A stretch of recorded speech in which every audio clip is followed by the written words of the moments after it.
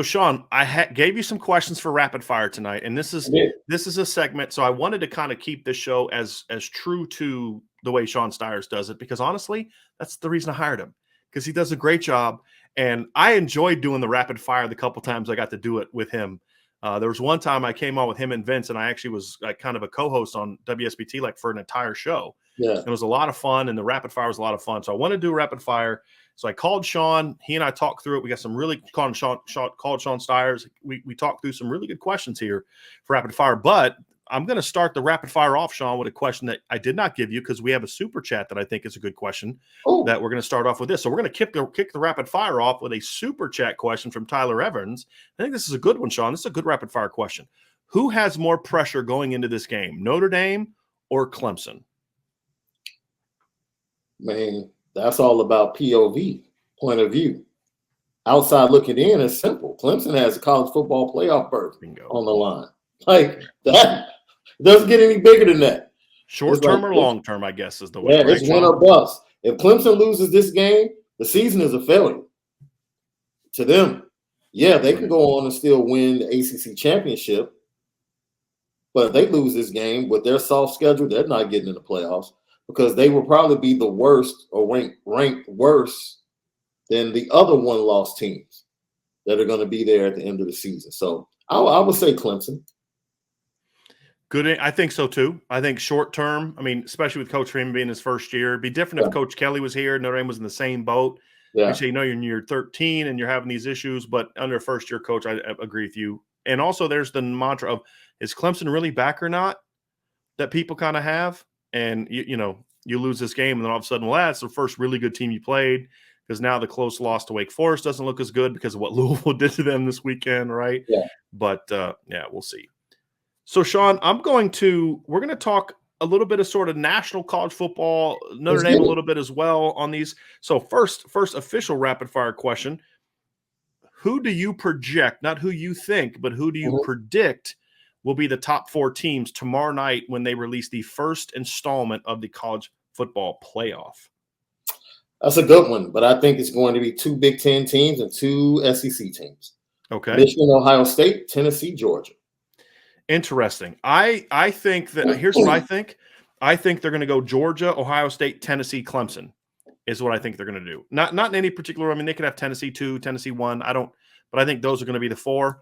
I think Clemson we had this discussion the other day. Part of it's going to depend on how the committee views certain teams, because Clemson has 2 wins over top 20 teams going into last week, and now 2 top 25 teams. Michigan has 1. Right, Michigan's played really 1 good team all year, and that was Penn State. That's it. Clemson's played, 3 actually. Clemson's played, I believe, they've beaten 3 teams right now that are currently ranked. Florida State's back. Wait a minute. I don't think Florida State's back in the top 25. I'm sorry. But Florida State's been ranked at some point in time this year. But currently ranked, you've got Syracuse and Wake Forest are both still in the top 25, and Clemson beat both of them, plus they beat Florida State. So now here's my next question. Yeah. Would you have a different 4? Heck yeah. Okay. Who would be your 4?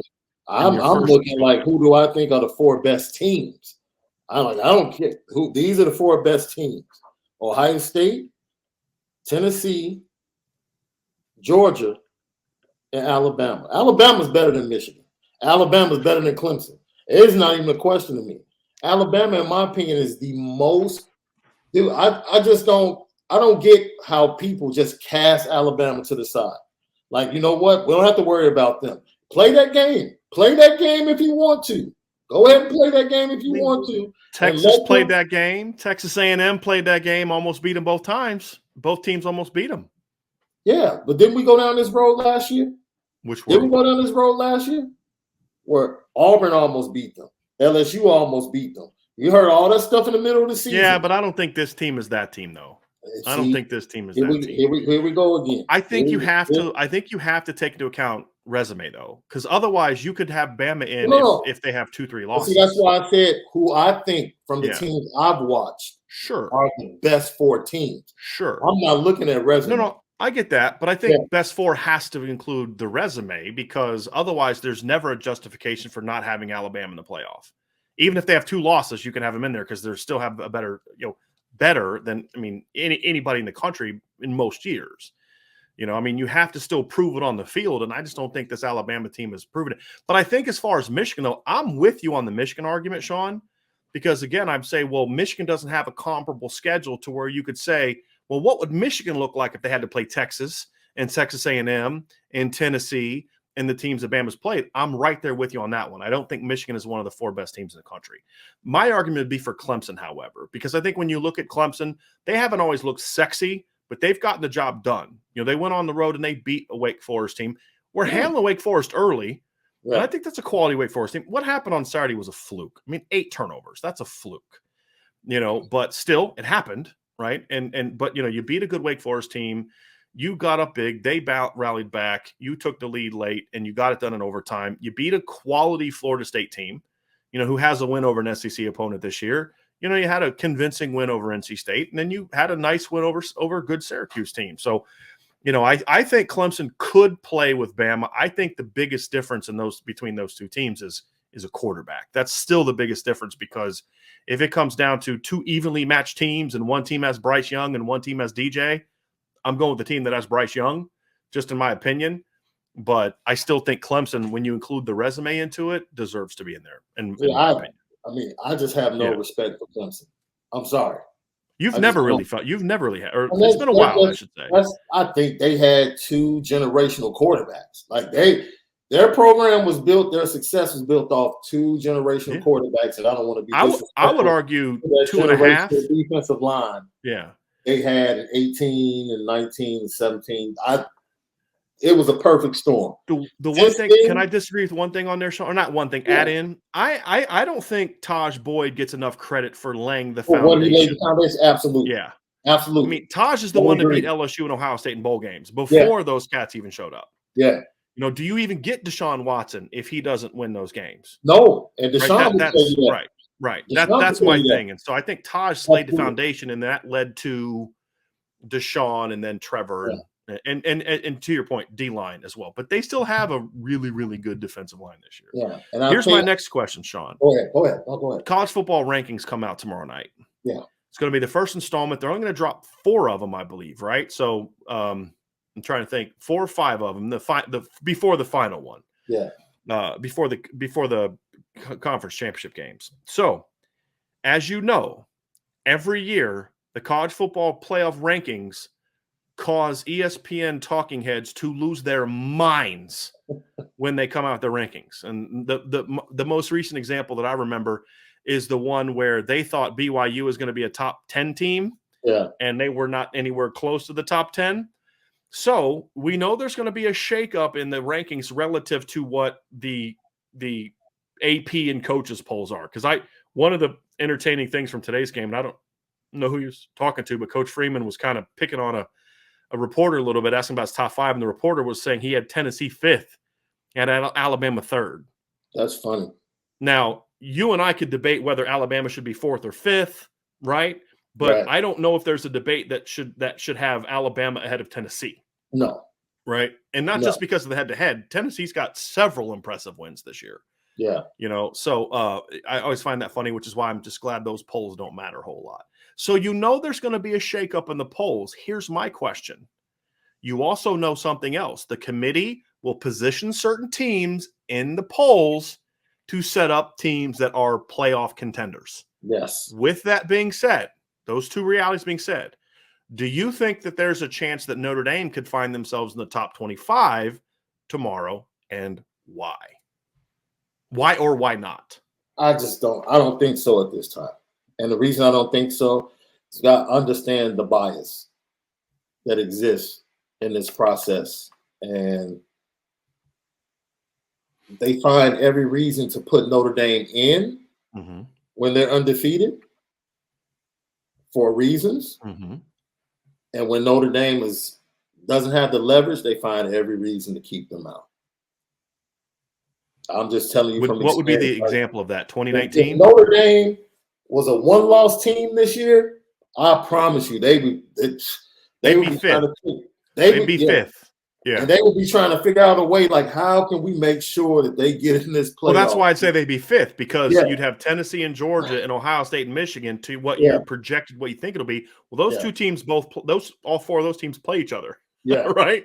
Yeah. So somebody's getting knocked out. Notre Dame's getting popped So, in. There's no question. I don't know if the Syracuse win is enough to apply pressure to put them I think in. it's the combination of Syracuse plus North Carolina.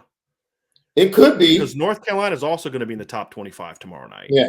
Yeah. It should be. They're 7-1, and their only loss was to Notre Dame. Here's why I think there's a shot that Notre Dame is going to be in. And first of all, the AP had them 30th. I mean, so people like recognize that win. I think you're going to have the 2 wins over ranked opponents, and one of your losses is to the team that I think is going to be second or third in the ranking tomorrow, if not first. It wouldn't shock me if they put Ohio State first. Mm-hmm. But here's the reason I think they can have Notre Dame. It's not even about justifying Notre Dame's schedule or justifying. I mean, because look, there are a lot of teams that are 6-2 and 7-1 that don't have the kind of wins that Notre Dame has over Syracuse and North Carolina. Right. For all the Notre Dame fans want to talk about the loss to Marshall and Stanford, the loss to Marshall and Stanford is why they would be in the bottom 5 of the ranking, not in the top 5 of the ranking. Right. Right. But there are not a lot of teams that have wins over a pair of top 25 teams, plus a third team that was ranked when you played them and hasn't been the same since you physically beat them up. Yeah. Right. And so there's 2 reasons. That's reason number 1. Reason number 2, because as you said, I have always felt the committee was fair to Notre Dame. Even in 19, I felt that Notre Dame was fair where they should have been, because Notre Dame had 2 losses against ranked teams. The only good team they beat all year was Navy. Yeah. And then the embarrassing nature of their loss to Michigan, I was fine where they were. I actually thought Notre Dame was maybe a little higher than they should have been last year. But I think to your point, they were trying to create an opportunity where if, Georgia beats Alabama, then, you pop Notre Dame in there for the reasons we talked about. I think that putting Notre Dame in the top 25 helps Ohio State, and putting them in the top 25 helps Clemson, another team that the committee has always been very favorable to, even going back to last year. And then in 2017, when Clemson was the number 1 seed, despite losing to 4-8 Syracuse. Right. So I think that's the 2 the second and the third reasons why I think there's a chance you could see Notre Dame creep in there at like 23, 24, somewhere around there with their 5-3 record, is to bolster those 2 teams up more so than actually maybe necessarily thinking that Notre Dame definitely belongs to be in there. Here's the final reason. This is the committee that still is responsible for placement of the major bowl games. If you put Notre Dame in the top 25 now and they beat Clemson, you're going to have USC somewhere in the top 15. And then 3 weeks from now, they go beat USC. Now, all of a sudden, you have justification for that 9-3 Notre Dame team being in one of your bigger bowl games. So I think those are all the reasons that you could potentially see it. I'm not saying I would do it, but I could see it. So that's literally, when you say it like that, I can see them getting into the 24, 23 spot, something like that. Yep. And I really wouldn't have an argument against that. The crazy thing is, they beat Clemson, they would be top 15 at 6-3. Well, we've seen the committee do that before, Sean. We've seen them put 3-loss teams. Remember the year Auburn had 3 losses and they were like creeping up on the top 10? Yeah. Yes, absolutely. Yeah, they beat Clemson. Notre Dame's a top 15 team. Yep. Next question, Sean. What is the biggest takeaway from the Syracuse win that you think could apply and impact Notre Dame in the Clemson game? The attitude they played with. And I think it showed towards the end of the game. I think it showed towards the offensive line as they walked back to the huddle after each play in the second half. It's something that we said. I was waiting for Notre Dame to develop a healthy disrespect for their opponent.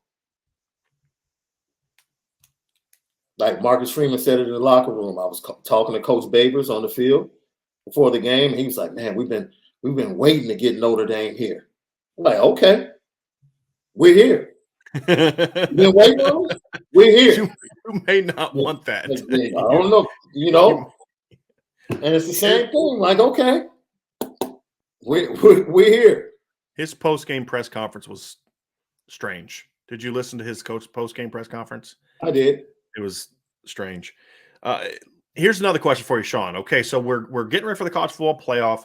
We have 4 weeks left in the regular season, plus conference championship games, and we're going to have over the next month some huge matchups. You've got this weekend, you've got Georgia against Tennessee. That's a huge matchup. You've got Alabama and LSU, huge matchup. Notre Dame, Clemson, big matchup. In a few weeks, we'll have you're going to have Tennessee or Georgia, one of those two teams playing the conference championship game. You've got Ohio State and Michigan coming down the road here as well.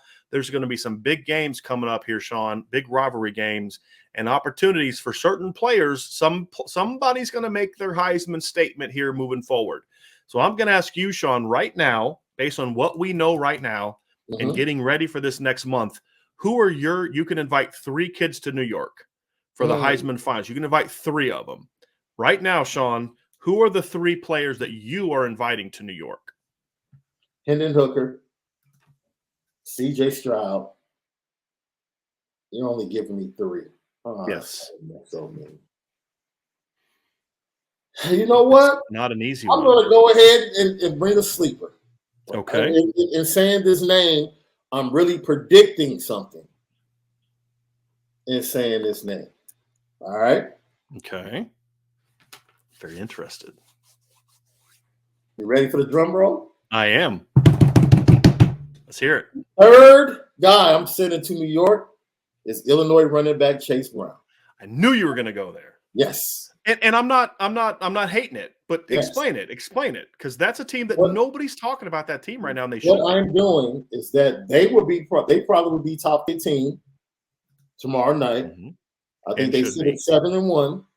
They face a distraught Michigan State team. They're probably going to destroy Michigan State at home this weekend, which was set up the big matchup.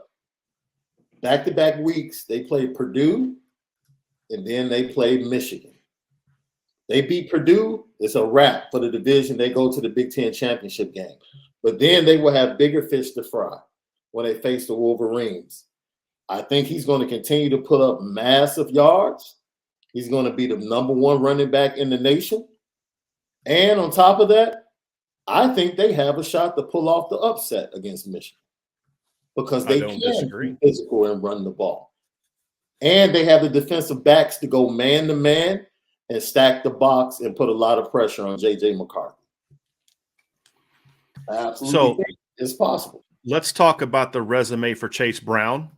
Chase Brown is currently the nation's leading rusher in yards per game, or total yards, with 1,208 in only 8 games. He's second nationally in yards per game at 151. Now, here's my only wish. I wish they would get him the ball more near the goal line because he only has 5 rushing touchdowns. Now, he does have 8 total touchdowns because he has 3 receiving touchdowns. And I've noticed, too, Sean, the last 3 games, they're getting him a lot more involved in the pass game the last few games. They did that against Nebraska. That's right. Yeah. So I like that one. And to your point, I mean, the Heisman Trophy is about money games, right? Like you've got to have that big moment in a big game. Right now, he doesn't have that because they haven't really played anybody. Nobody saw him just bully Minnesota, and he was the best back on the field that day. And you and I both love the kid that's playing running back for the other team, right? Muhammad Ibrahim is that guy, right? He was the only reason they were even in the Indiana game, which is the one thing that I think hurts them. He was very good against Wisconsin. He has been an absolute horse for them this year, and he's doing it with Tommy DeVito at quarterback. Right. So it's not like, Tommy's been a nice game manager, but he's not, no one's like, hey, let's not load the box because I'm afraid Tommy DeVitos is going to rip us apart. Exactly. Nobody said no defensive coordinator ever. Now he's going to have that opportunity, to your point, Sean. He's going to have two potential opportunities to do that. And obviously you talk about the Michigan game. That's going to be a big one. You've got an opportunity against a big time team to go out there and do that. Okay. But They also, like I said, Purdue is going to be one, but 2 weeks after the Michigan game, if they can handle their business and they got to go 3-1 down the stretch, or they just got to beat Purdue to clinch, right? Or, yeah, they just go they're there if they beat Purdue. They beat Purdue, they won the championship game. So if you handle your business, then let's say they do upset Michigan, you've got a chance in 2 weeks after that to play Ohio State in the Big Ten title game. Now, the only reason I feel much better about the Michigan game than I would against Ohio State. And the reason I say that is I feel like, and Ryan can tell you this, the two cornerbacks that they have can match up against their receivers. And I feel like they can do Illinois. Yeah. Yeah. I feel like they can do what Notre Dame kind of did against the passing game. Mm-hmm. Ohio State probably has a little bit more diversity. Yeah. With their running backs being able to come at you in ways. Donovan Edwards and Corm will probably do the same thing, but CJ Stroud and JJ McCarthy are two totally different beasts. Yes. That's two totally different beasts. And that would be the difference. CJ Stroud, Tommy DeVito. Yeah. Now the question is for Chase Brown in this particular instance is can they do enough to take the pressure off him? My point is if they can play Ohio State tough, and if Chase can go for over 100 and kind of be the reason they stay in that game, that might be enough to get him in there at that point in time. But it's going to have to first start with Michigan. I'm going to give my 3, Sean. Yeah. Obviously, neither of us are putting Bryce Young in there just because of the missed time. He hasn't played enough this year. Mm-hmm. So first 2, I agree with. Hendon Hooker is right now sitting in pole position for me. C.J. Stroud is second. Part of the reason is since the opener, C.J. Stroud hasn't played a team that I really have a lot of respect for. Right. Penn State's good, but they're not. I mean, it's not going into Death Valley and shredding LSU. It's not playing Alabama and hanging a 50 spot on Alabama, right? He's my number 1. CJ Stroud's my number 2. My number 3 guy, I'm going to go outside the box a little bit as well, and some people in the chat have already said it, Drake May. You take Drake May off that North Carolina team, and they're not sniffing 7-1 right now, in my opinion. I think he's put up great numbers. I think he is of the 3 quarterbacks that we've talked about, right? He's by far the most dynamic as a run throw guy, right? He's the best runner of all of them. I mean, Hendon will run, but Drake May is much more of a threat, in my opinion, to run the football. I mean, the kid's got 439 rushing yards this year, and 3 touchdowns. Notre Dame saw that firsthand when he hit several big runs against them. He is currently 4th in the nation in passing yards. He is currently 3rd in the nation in yards per game. He's ahead of both Hendon Hooker and C.J. Stroud in yards per game by a decent amount. He also leads the nation. He's tied with C.J. Stroud for touchdown passes this season. Obviously, C.J. has more yards per attempt than he has. C.J. has 1 fewer touchdown, but interception. But C.J's 1. But also C.J.'s 1 fewer interception comes on less attempts. So Drake has thrown even fewer interceptions on it, from an attempt standpoint. So it's 1 interception different, but when you talk about a 40 gap in attempts, it's a much lower interception per pass ratio.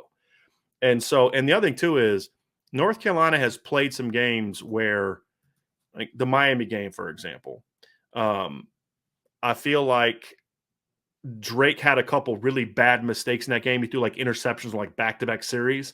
Then he rallied back and went over, right? So Drake May is my guy for my 3rd as of right now. Here's the only question, Sean. Does North Carolina have any spotlight games left that allow him to have that big moment game? They've got Virginia, Wake Forest, Georgia Tech, NC State. I just don't think that he's going to have that big moment. It would only have to – the only way he could do is if he just puts up sick numbers the next 4 games, which I think he'll do. He's going to have to go bonkers against Clemson. That's the only chance he has. And by then, some people are already going to put their votes in already before it. It's like people that send in their early, got election day coming up next Tuesday. The people that send their early votes in before the campaign's really fully gone and you've heard the debates and all that. Like, let's let the season play out. But I think Drake May for now would be my 3rd guy. But I don't think, he doesn't have that Michigan game that Chase Brown has. Yeah. That big money opportunity. So that's it on that one. Someone put another, they said Jalen Hyatt, who has had a fantastic year, but Hendon Hooker just kind of overshadows. And Jalen I think, Hyatt has caught a lot of touchdowns, but Hendon Hooker has thrown all the touchdowns. And he's been open a lot. Yeah. I mean, the part that's on him. I can't go there with him yet because if I'm going to go with a receiver as good as he is, Jalen Hyatt's been excellent. And the other thing too is he stepped up in a big way for a team that needed it because they've how many games in a row now have they gone without? Yeah. I mean, so Jalen Hyatt's been excellent. Just for me, if I'm picking a receiver right now, and I wouldn't pick a receiver this year, but if I had to pick a receiver this year, I'm going with Marvin Harrison. I think he's been consistently the better player between the two.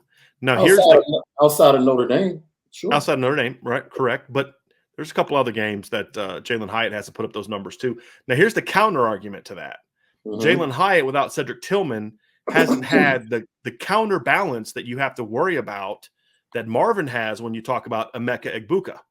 Right. There's that too. So I think that could be the counter argument to why Jalen Hyatt would be in that conversation. But for me, there's just not that guy. There's not that receiver this year that's Devontae Smith. That's that kind of player for me right now. Yeah. So that's where I'm at, Sean. And now, final question as we wrap this up. Notre Dame has 5 blocked punts in 8 games. They've had, 4 in the last 3 games, correct? Yeah. Does Notre Dame block another kick or punt, any kind of block, in the final 4 games of the year? Yeah, of course. Okay. Of course. Do you think they get one? Does the streak continue against Clemson? I think Dabo is very well aware, but that cat Brian Mason is so good because if you really watch the blocks have come from 3 different areas on the line. Yep. It's not like they're running the same thing to get the block. So he might have another one in his back pocket that he hasn't shown yet. Yeah. But I thought Marcus Freeman, oh man, this is really smart. Coaches put things out there to let the other team know we're watching you. Marcus Freeman purposely put it out there. Yeah, we're ready for the fake. Yeah. Somebody's gonna bring a fake. We're ready for it. He let them know, like, okay, you go ahead, try it if you want to. We'll be ready for it. So it's going to be interesting, but I think they get another one. I think Boston College is so bad, it has to come against Boston College. They're so bad. Or Navy. Yeah. Yeah. Yeah. Now, here's the interesting thing, Sean, is Clemson actually has 4 blocked kicks on the year.